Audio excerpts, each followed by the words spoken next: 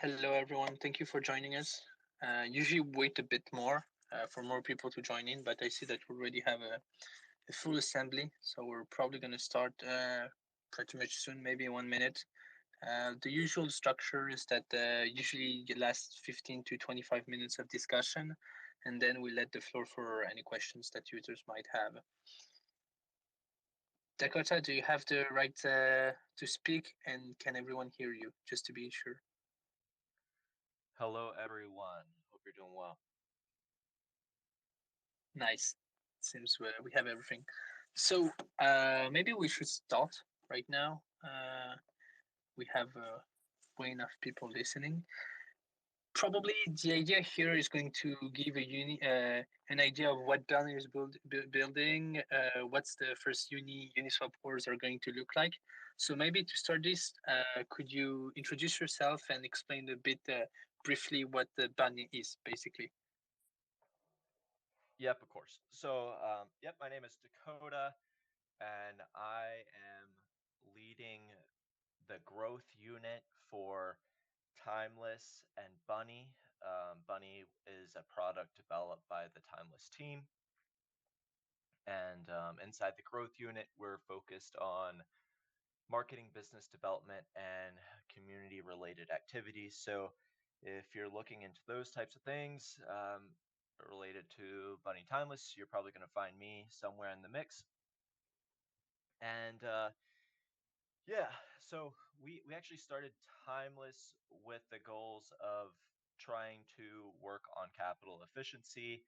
I don't need to go into that a ton, but basically we made it so users could long or short yields, and this creates a pretty efficient market. And pretty early on, we realized that we were going to face the same problem that a lot of projects face in Web3, and that is that uh, there's a liquidity issue, right? So we set out on a mission to try to solve that problem, looking at the different options available throughout the space, and decided that we kind of needed to make something new and custom for our product. And that's where we came up with the idea for Bunny. And basically how that works is Bunny enables projects still relying on Uniswap v2 or SushiSwap liquidity to migrate to Uniswap v3 and get access to their concentrated liquidity products while keeping their existing infrastructure, which is going to lead to less price impact for traders and more capital efficiency, due to the fact that what we end up doing is we turn the UNIv3 LP tokenized position, which is an NFT, back into an ERC20. So you ended up saving a lot on gas fees, as an example. And from there, we added a additional layer because we kind of sat back and realized, oh man, we actually have the beginning steps of a pretty cool liquidity engine.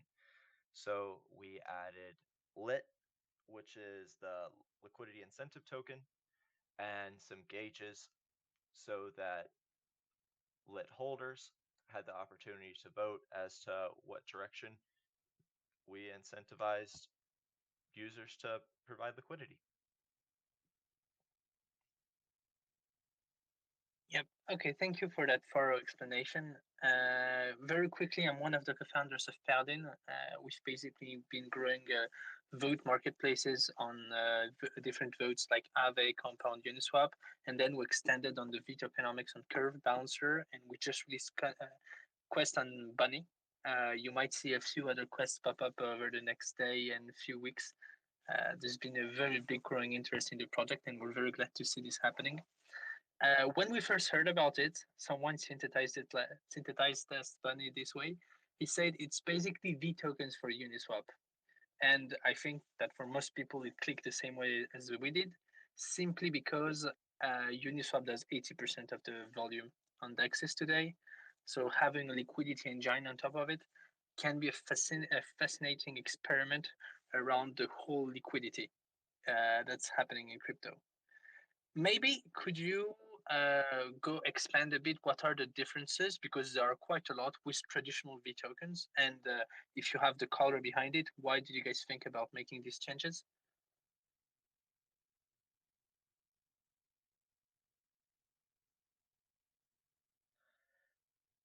I'm sorry, could you repeat that? I'm not sure I fully. Yeah, no, my bad. I meant you guys adopted the V token model on your liquidity engine, but with a few twists. Could you expand on them and maybe give us a little bit more color on why you made these changes? Oh yeah. Okay. So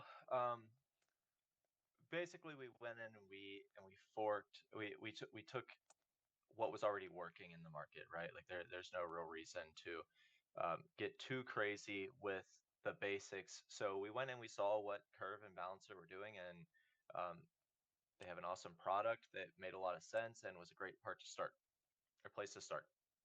Um, the main change we have right now between the what they have with their Vnomics and what we have, because it's basically it's curve math, right? And so the big difference is that we are actually using a up to 10x boost when it comes to your incentives versus curve, which only has a 2.5% boost.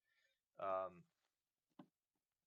for simplicity, the real reason behind that is that we think we want to see people being able to get the most effective and most efficient use of their money, like throughout our ecosystem. So someone can come in and buy VLit or buy lit and swap it into VLit and get a higher boost, which is going to make them more likely to provide liquidity. Or when you start getting into the bribe market, there's going to be more advantages there. We do have a pretty novel concept that we're calling foo, that has a lot of things. I'm not going to get too carried away with trying to explain that to you guys now because it's not live at this point, but I do suggest you going to check it out. If you go to our Discord, you'll see our blog, and it will be one of the very first posts in there where we've tried to find a few ways where we're going to be able to set up our tokenomics so that in the future you're not going to be able to get any sort of boost if you don't hold lit, which again there's a few reasons behind it, but at the end of the day we're looking to make things as efficient as possible for everyone while at the same time not setting up a situation where we're going to have lit token holders being dumped on.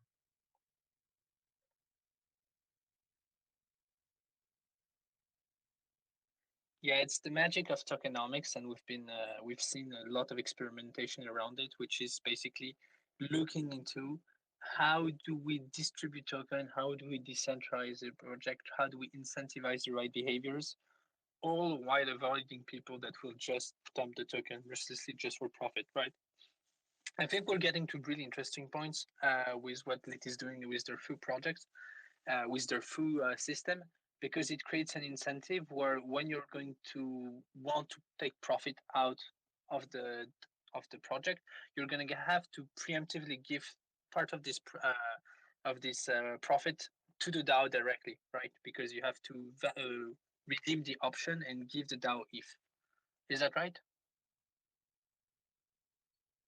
Absolutely. So the concept behind that is kind of as you stated, we're trying to build something that is going to be strong for a very long time. So users who LP on Bunny will actually be paid or incentivized in OLIT, which is an option to buy lit. And how that works is that it's basically a discount to whatever lit is trading at the moment, and that discount can be changed at any time, but as long as it's voted on by the community. So right now that discount is at a 50%, which is pretty healthy for everyone involved, but I do expect there to be changes, excuse me, in that in the future.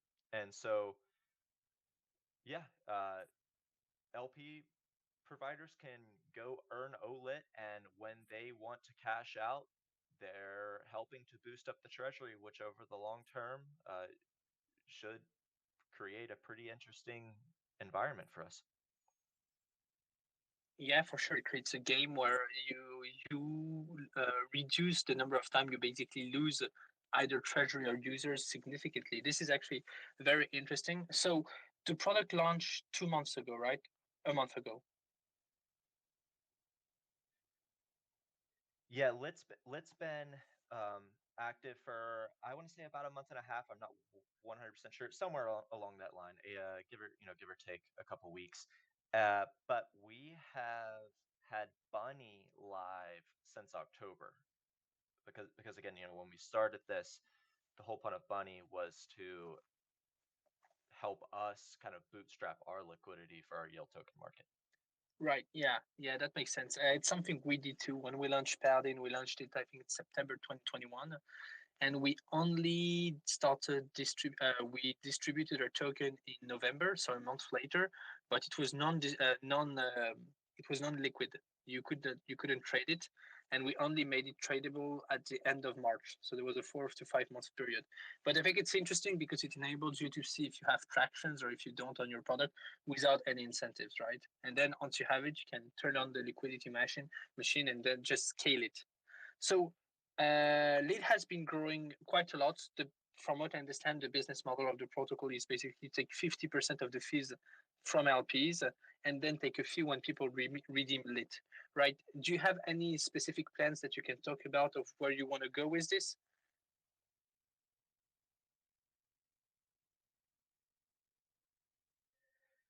I think the thing I would add to that is that in the future, we definitely want to have some activity on layer twos. So one of the big things on our roadmap is to create these gauges and allow for rewards on L2s. Oh, nice. So people will get the OLED on L2s and then theoretically they'd have to bridge it back to the redeem, right? Or could they do it on L2s too? Unfortunately, I do not know exactly at this point how that's going to look.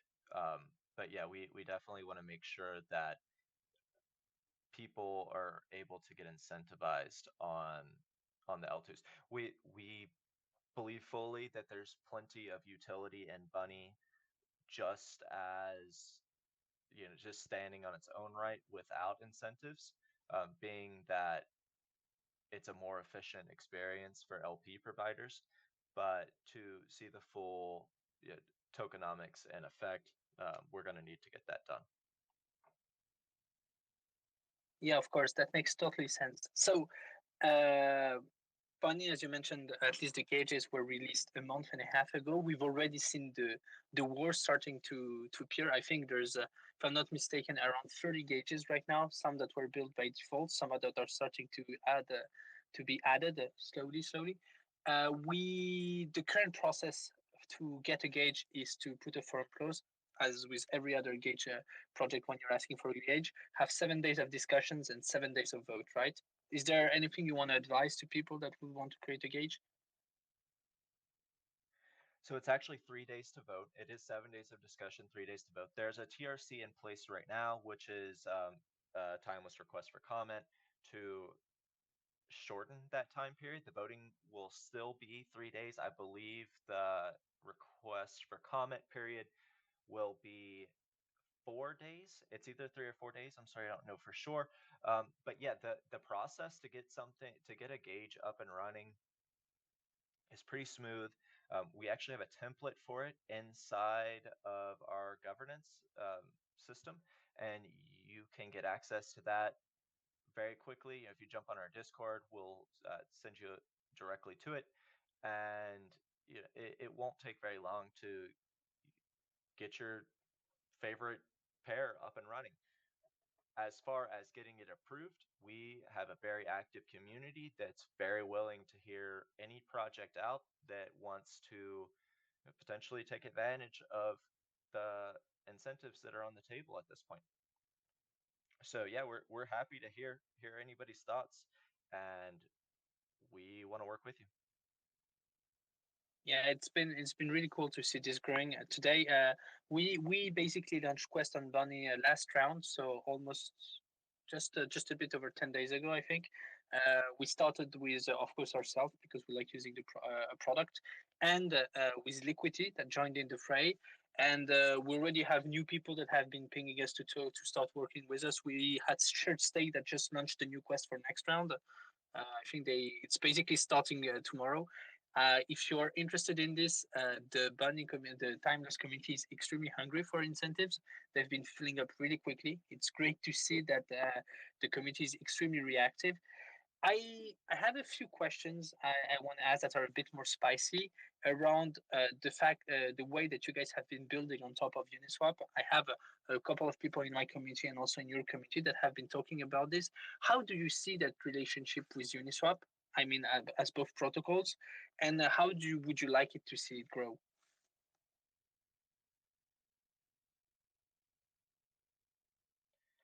So I'm just going to comment on uh, the last thing you said before we start talking about Uniswap, and I'll try to do my best with them. But before I get to that, our VLIT holders are extremely hungry for bribes. I think that's going to be if you want to get into our community and start having liquidity sent to it, that is a great way to go about it because we are not providing any sort of revenue share at this point.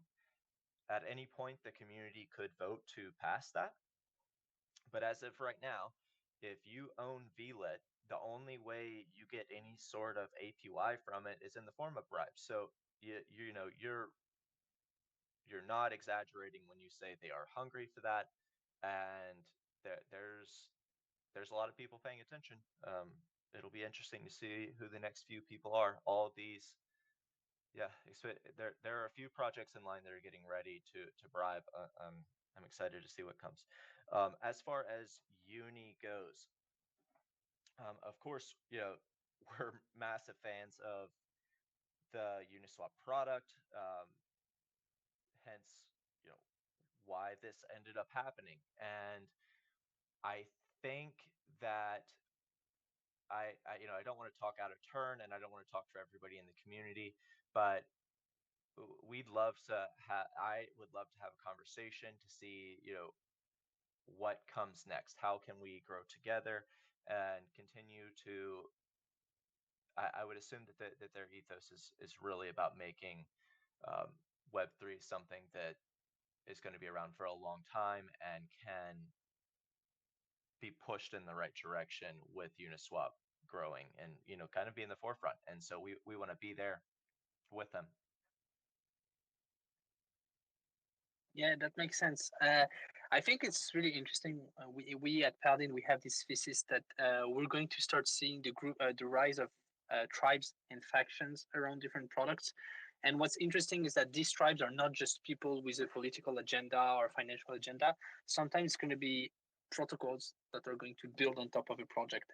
And I think it's really interesting to start seeing a project building on Uniswap because when Uniswap released their token 2 years ago, a lot of people expected a ton of things to be built on it, and up until very recently, we haven't been as much technology that was built on it. There was Open, there's a few others, but we didn't see as much successful things, I would say, as we saw, for example, on the Curve ecosystem.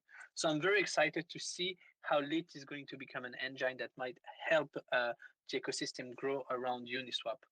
Um, I don't think I have any more questions. You've been very thorough. Do you have things you'd like to talk about before we hand out the speaking baton to the people in the community? I'll just reiterate that I'm extremely grateful to be here and that you really did no hype here. The bribes market is a huge utility add for our community at this point. And so if anyone's out there listening and that's something they're interested in doing, send me a message. I'm happy to go through the steps one by one with you and try to help you figure it out. Yeah, we're also here to help. For the people who haven't used the Bunny interface yet, because we know there might be few of you, the incentives are extremely impressive. I highly advise anyone who's been looking to farm and who wants to park assets that they've rotated, especially because it seems there's a trend where we're moving from stable coin that people hoarded during the bear market, and now everyone is looking to go into more liquid assets that are more decentralized. I think Bunny is going to be one of the very interesting places where you could park them. So, how do you see this going? Actually, by the way, Dakota, do you think that the movement to stablecoin is going to be an interesting move, especially which assets do you expect people to go?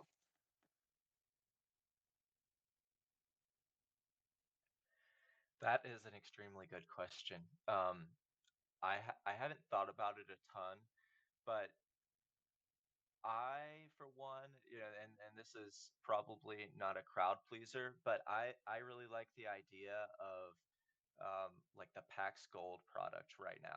Something that, yes, it's a stable coin, but it's tied to something that might actually be able to go up in value. If you just want to talk about your major stablecoin products, I'm personally a huge fan of Frax and what they're doing. And yeah, I mean, there are plenty that, yeah, I could go through the list, but I think they're here to stay. Yeah, I think there's very few people that were actually burned during the USDC. It's just a question of cycle. We moved from a bull market where we liked volatile assets into a bear market where we thought stable coins were safer. And now it seems we're rotating again, right? It's just a never ending cycle.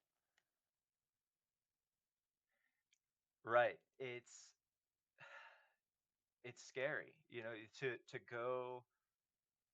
go to sleep at night thinking you're in a safe position and wake up in the morning and find out that wasn't a neutral position. I mean, it's a nightmare. And so we do need to solve that problem. I had someone in our community, and I didn't really fact check his numbers, but he was just so grateful to be LPing with it because he seemed pretty convinced that his incentives were going to offset. He was talking specifically about USDC, and he was pretty convinced that his incentives were actually going to end up offsetting um, the losses he was experiencing from USDC depegging. At that point, it was only like 10% or whatever. But yeah, it's quite a time to be playing around in this space. Yeah, I agree. I agree. I think it's also interesting simply because I myself I'm a V token enjoyer, so I can basically I don't really care about what happens in terms of price. The market goes down, the market goes up. I get my admin fees on Curve, I get my bribes on Bunny, and that's about it for me. I can't do much, honestly. So if you want to stop worrying, just come in and lock into different protocols. It's just a different way of seeing crypto. Agreed. I did nothing. Yeah, I'm not sure I made a trade the entire time over the past few days. It just kind of was what it was. Okay. But USDC doesn't scare me, so Yeah, I mean, it's kind of different risk profiles from different risk people. Do you want to say one last thing, or should we move into questions? no, let's go for it. Okay, guys, if you have questions, it's time to raise your hand, and the floor is yours.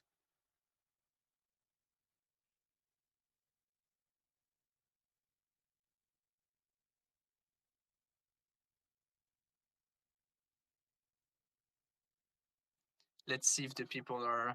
Our community is very shy. They're the kind of people that don't ask questions and then they go on Discord and ask them. So maybe while people prepare themselves and ask, where is the best place to follow Bunny, to contact your community, and basically to get the ball rolling if they're interested? Our Discord, we actually do not have a Telegram. I will work on posting a link to that right now for you. But yeah, feel free to come by over there, guys. That's it's a lot easier. We have the devs are very active in the community as well, so you'll get your question answered, and yeah, hopefully you get to know us a little bit better. Yep. And same for Paladin. The best place is our Discord. Feel free to join. We're chill nerds that are about governance. We like what we do. If you want to go follow what's happening, there's a ton of theories also about what could be built on Bunny. We have a ton of people that are in both communities that are really excited where this is going, and so are we. So we're just going to wait a bit more to see if any questions pop up. But in any case, thank you very much, guys, for showing up.